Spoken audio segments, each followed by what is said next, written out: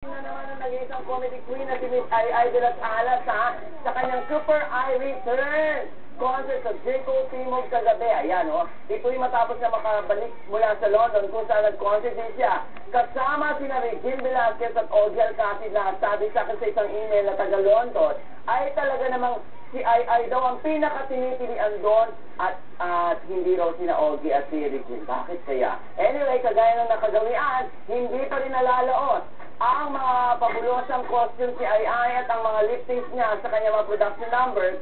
Abay, sulit ang perang ibinili ng ticket ng mga manonood kagabi dahil maliban sa walang katapusang pagpapatawa ni Miss Ai de las Alas, may bonus pang Tony Gonzaga at Sam Milby sa kanyang konsyerto. Ayan, pinilig nga yung lahat ng kinanta nila, yung You are the one, you are the one, you are the one, you are the one.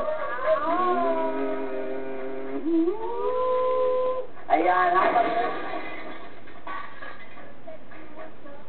habang hindi nila mapigilan ang pag-iisip sa isa't isa. Ayan, oo, yun ang kinanta nila. Marami namang mga kababaihan at kabadingan ang hindi mapigilan sa pagtitilian ng kinanta ni Sam ang maging sino ka man. Actually, sa totoo lang nakakaloka ito dahil lahat ng camera, yung cellphone, yung video, ay yung cellphone na may video cam. Aba, nakatutok lahat ng gano'n. Nakakaloka. Ultimo yung 5110, sinutok ng gano'n. Nakakaloka. Doon ako bumili. 5110 at ayun, 5110i. Na-convert nung gabi nyo ng 5110 sa 5110i kasi nalagod sa ay! 5110i na! Nasa cloud nine pa kagabi si Sam ang dumating sa Zico dahil matapos sumabot sa takilya ang pelikulang You Are the One nila ni Tony. Alam, balita ko, 11 million ng first day!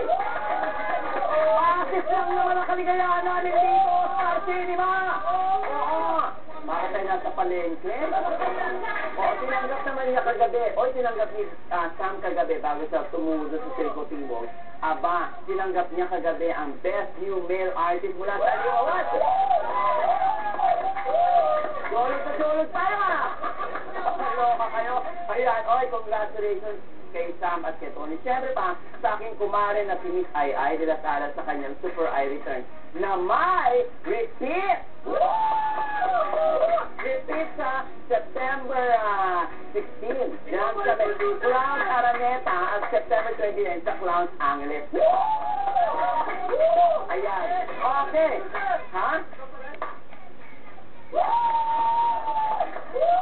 At hindi pa din natatapos ang success na tinatamasa niya ng crush ng bayan na si Sam Milby dahil ayon naman sa artikulo ni Sandy S. Mariano ng bagong tiksi, Sam Milby at Sanjo Marudo overwhelmed dahil kay lero na ni Piolo Diet at John Lloyd. Uy, overwhelmed si Sam at si Sanjo.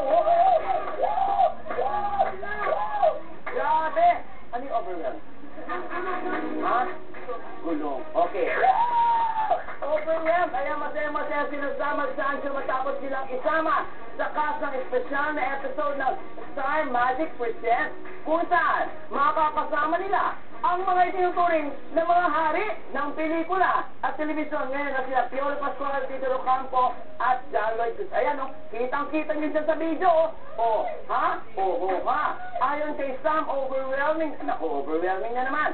Overwhelming na naman daw ang feeling ng mga balita niya. Isasama siya sa isang special na episode na ito ng Star Magic Presents. Ayan. Ito ay sa kabila ng katotohanan na malaking artista na rin siya at talaga naman tumatabo sa takilya ang lahat ng pelikulang nilalabasan niya. Uy, first time pa lang niya to.